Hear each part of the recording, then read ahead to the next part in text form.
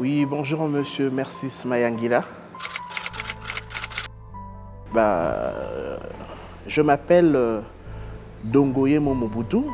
Je suis un citoyen congolais. Je suis humaniste, citoyen du monde, comme j'aime bien le dire. Et je suis acteur politique en République démocratique du Congo.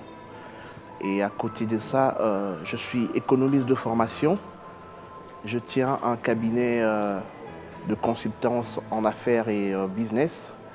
Donc voilà, c'est un peu difficile de parler de ça, mais c'est en quelque sorte le résumé de la personne que je suis et de ce que je fais un peu dans la vie. Je suis un des fils du maréchal, donc voilà. Je suis acteur politique, donc au sein du mouvement de libération du Congo, je suis secrétaire national en charge des relations avec les associations, partis et regroupements politiques. Et en même temps, je cumule aussi le rôle de communicateur. Donc nous avons une cellule de communication et je suis membre de cette cellule au sein du mouvement de libération du Congo. Jusqu'à preuve du contraire, avant ça, moi je suis né sous le mouvement de libération, le mouvement populaire de la Révolution qui englobait tous les Congolais, qui prenait tous les Congolais, que tu veux ou pas. On était tous membres de MPR à l'époque, mais le MLC est un choix. Donc, est un choix que j'ai opéré, je dirais, dès lors que j'ai appris que le MLC existait. À l'époque, c'était un mouvement rebelle. J'étais déjà de cœur, j'avais mon esprit au sein du MLC. Mais activement comme ça, c'est,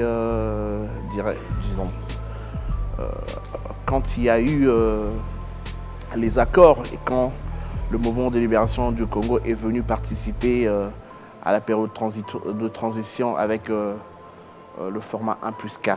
Donc c'est en ce moment que je me suis manifesté et j'ai adhéré librement et ça a permis que je puisse évoluer. Donc quand bien même à un moment donné de la vie, j'étais à l'extérieur du pays, mais on continuait à œuvrer et à jouer le rôle de militant du parti. Donc voilà.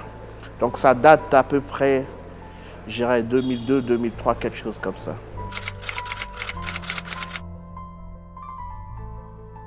Écoutez, je pense que c'est le contexte politique de l'époque. 97, pour faire une petite histoire, 97, nous avons l'AFDL-CZ qui attaque le Zaïre de Mobutu. Et à l'époque, on crie à une agression, personne ne veut écouter. L'AFDL arrive au pouvoir en 1997, donc c'est-à-dire ils font tomber le maréchal Mobutu, ils accèdent au pouvoir, mais on voit qu'il y a une montée des puissances étrangères sur le sol congolais. À l'époque, vous avez vu toute la cohorte de l'AFDL avec les Bizimakara, les James Kabaré, les Deogracias Bouguera et consorts. Donc voilà, ils arrivent au Congo pour... ils avaient dit qu'ils étaient venus libérer, c'est-à-dire la population s'attendait à une amélioration et à une décrispation de l'espace politique. Mais c'était tout le contraire. Kabila nous amène des étrangers et qui commencent à faire souffrir les Congolais sur leur propre sol. Et la décision courageuse de Jean-Pierre Bemba a ravivé la flamme d'espoir qui s'éteignait peu à peu en beaucoup de Congolais. Donc, c'est en ce moment on s'est dit, voilà, c'est un digne fils, pourquoi pas lui porter main forte, tant soit peu, chacun de son côté. Et voilà, c'est comme ça. C'était le contexte de l'époque. Donc, il fallait que les Congolais se réapproprient leur propre histoire, qu'ils se réapproprient leur espace territorial et qu'ils écrivent eux-mêmes leur histoire avec les faits, avec les moyens et construire et bâtir ensemble l'avenir de ce pays qui nous appartient à tous.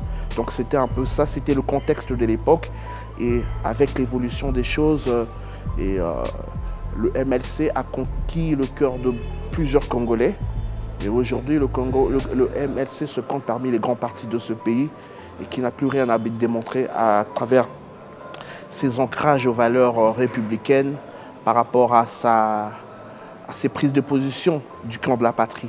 Donc c'est un peu ça. Alors je le disais au début de ma présentation, j'ai un travail, je gère des affaires familiales, donc je sais chercher de l'argent. Jusqu'à preuve du contraire, la politique ne m'a rien donné. Je fais la politique parce qu'il y a un adage qui dit « si vous ne vous occupez pas de la politique, elle s'occupera de vous ». Vous savez, dans la sphère macroéconomique, il y a 3 agrégats majeurs. Nous avons les entreprises qui créent la richesse, nous avons les ménages qui consomment, mais nous avons, au-delà de tout, l'État qui est l'arbitre de toute chose.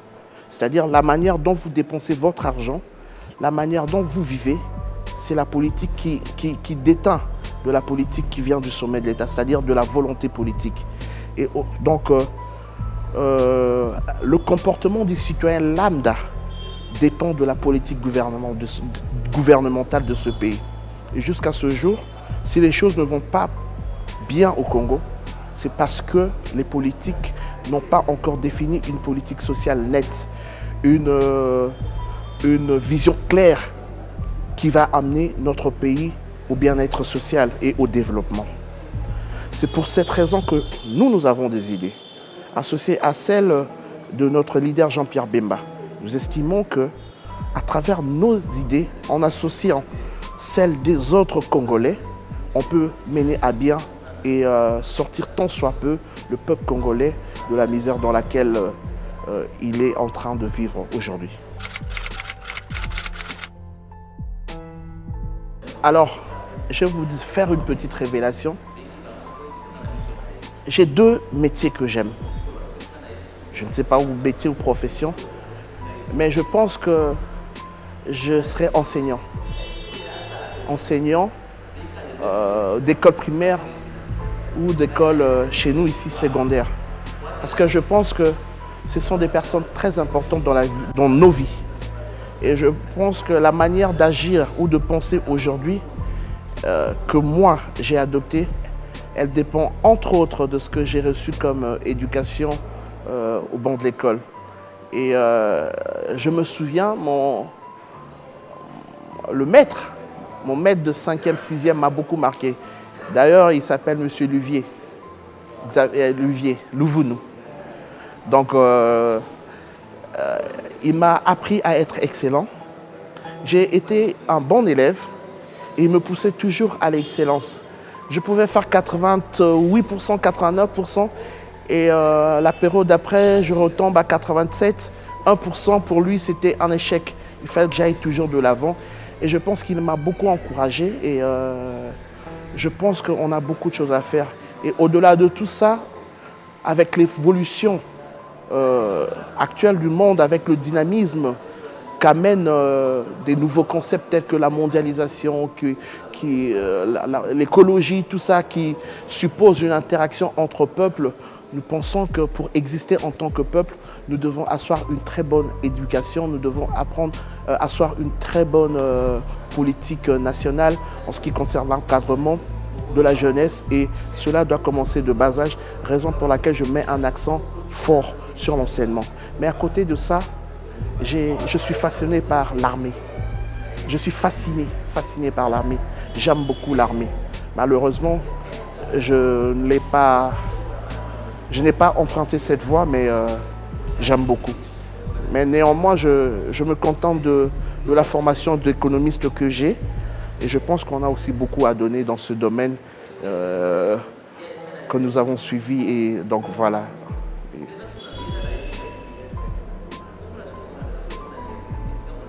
En animal, je serais une fourmi. Oui. Parce que la fourmi, elle est travailleuse. La fourmi est très organisée, elle est très prévoyante.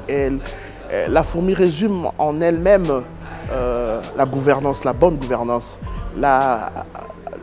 Comment dirais-je, les fables de La Fontaine nous le disent bien avec la cigale et la fourmi.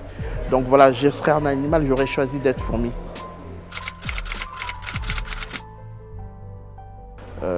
Je l'ai été en 2018, j'ai eu des très bons résultats, j'ai été élu, j'ai siégé à l'Assemblée jusqu'à ce que la Cour constitutionnelle tranche selon elle. Donc voilà, et ce n'est que partie remise, ce n'est pas la fin du monde, on fait avec, ça fait partie de la vie, ce qui ne te tue pas te rend fort, et je vais réitérer ces ambitions en 2023 en me représentant comme candidat député national dans la circonscription électorale de Gbadolité dans le Nord-Ubangui. De par ma mère, je suis prince. Je suis de la lignée coutumière de Gbadolité. Et j'ai grandi là-bas. Quand je vous parle de tout ce que j'ai reçu comme éducation, c'était à Gbadolité. Et au complexe scolaire Mama Bobila Dawa. J'ai fait le collège présidentiel et puis voilà, après j'ai évolué en Europe.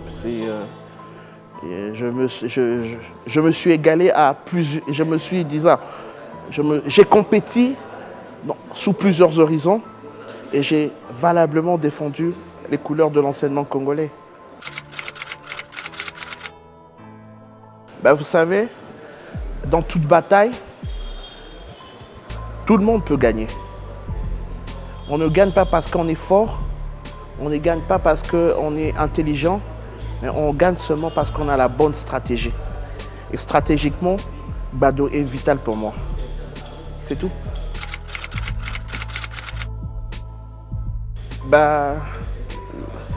C'est très mitigé de porter un jugement à l'heure actuelle, mais on sait que le pays a traversé des moments très durs avec la transition qui a cassé, la rupture qu'il y a eu entre le FCC Cash et aujourd'hui avec l'Union Sacrée. Les défis à relever sont assez difficiles. Hein. Donc il ne faut pas oublier qu'il y a un pacte social à respecter. Le président de la République, les animateurs des institutions ont un pacte social qu'ils doivent respecter. C'est quoi un pacte social? Mais justement, c'est la relation qu'il y a entre d'un côté les gouvernants qui ont une certaine vision et de l'autre côté la population qui n'attend qu'à être servie. La population attend à être servie sur plusieurs points, notamment sur le social, sur beaucoup de choses. Voilà. Et de l'autre côté, nous avons le pacte républicain. Le pacte républicain qui veut que les gouvernants respectent les textes édictés, qui respectent les lois et règles de la République. Donc nous avons plusieurs enjeux qui pointent à l'horizon concernant ce pacte républicain, entre autres la tenue des élections transparentes, démocratiques, inclusives et à temps en 2023. Donc il y a ces défis, donc voilà. Et je pense que l'avenir s'annonce meilleur, d'autant plus que la population a accompagné la vision de Félix Antoine Tshisekedi, l'actuel président de la République, dans l'union sacrée pour la nation qu'il a initiée. Et on ne peut que lui souhaiter bon vent, que cela avance, parce que nous sommes tous liés en tant que Congolais à ce destin commun. Et nous devons par moments prendre de la hauteur, mettre de côté nos égos personnels et voir l'intérêt général.